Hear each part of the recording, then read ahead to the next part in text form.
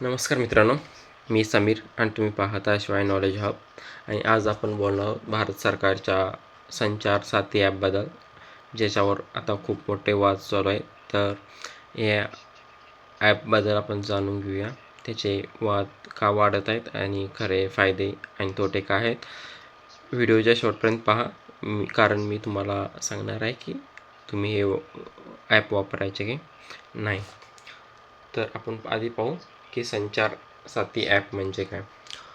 तर संचार साथी हा भारत सरकारचा अधिकृत ॲप आहे, ज्याच्यावर तुम्ही तुमचा हरवलेला मोबाईल शोधू शकता. तुम्ही EMEI ब्लॉक करू शकता. तुम्ही सिम कार्ड तुमच्या नावावर आहे की नाही तपासू शकता. फसवणूक करणारे तुम्ही नंबर्स रिपोर्ट करू शकता. म्हणजे सायबर फ्रॉड कमी करण्यासाठी या डिजिटल सुरक्षा टूलचा वापर केला तो. पण आता वाद का निर्माण झालेले आहेत या ॲपबद्दल.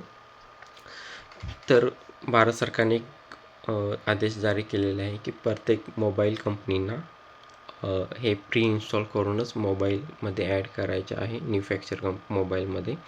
आणि हे आपण डिलीट नाही करू शकत, असे आदेश जारी केल्यामुळे याच्याबद्दल वाद चालू झालेले आहे.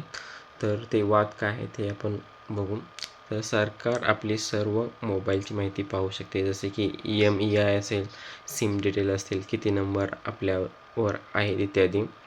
प्रायव्हसी कॉम्प्रोमाइज होऊ शकते. काही तज्ज्ञांच्या मते आहे की नागरिकांचे टेलिकॉम डेटा एकाच जागी एकत्र येते आणि त्यामुळे मिसयूजचा धोका वाढू शकतो.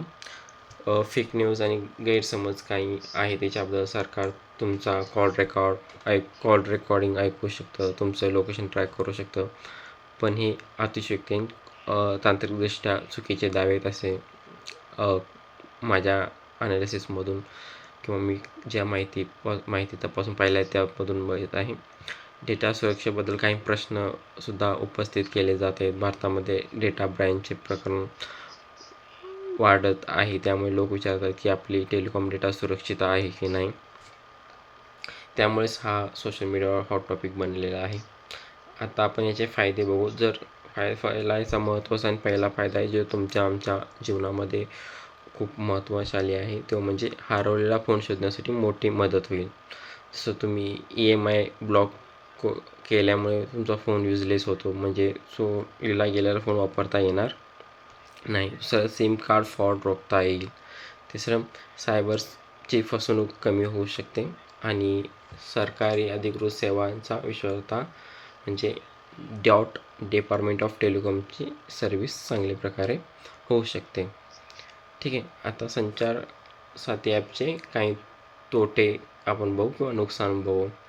तर प्रायव्हसीची चिंता ही वास्तविक आहे. मोठ्या प्रमाणात आपला टेलिकॉम डेटा एकाच प्लॅटफॉर्मवर येत आहे. तांत्रिक लोकांना डेटा मिस होण्याची शक्यता वाटत आहे. काही इंजिनिअरला असं वाटतं की आपण जे डेटाचा मिसयूज होऊ शकतो. काही ऑपरेशनमध्ये वेळ लागू शकतो, जसं EMI ब्लॉक अनब्लॉक कधी उशिराने होऊ शकतो. काही फीचर्स सर्व मोबाईल कंपन्यांवर 100% काम करत नाहीत. अनेक लोकांना याबद्दल पूर्ण माहिती न घेता ते वापरत आहेत. यामुळे गैरसमज आणि घाबरवली जाणारी माहिती आणि व्हायरल कन्फ्युजन वाढत आहे.